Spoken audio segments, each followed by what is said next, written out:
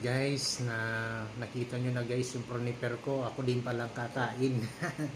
Siyempre guys, mga kasama ko din kumain na rin. Ako muna kasi siyempre sila kumakain na, ako di pa.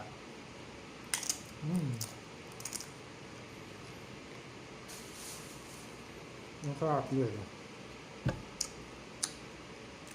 Crunchy.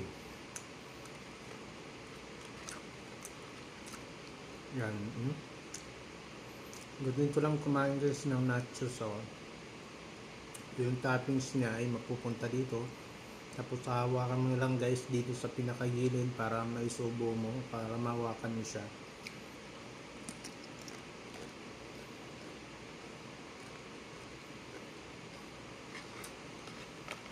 Parang ito yung ginagamit mong kutsara para makuha mo yung meat. See? Yan guys, sa mga mahilig guys sa nachos. Tara, kain tayo.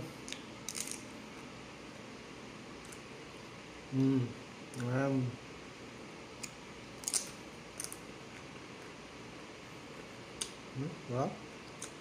Ba talaga pag nachos, pag tacos, yan, sarap nyo guys.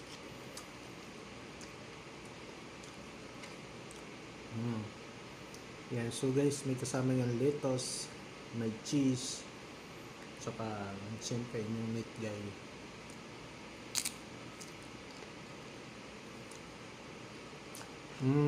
Ayan na.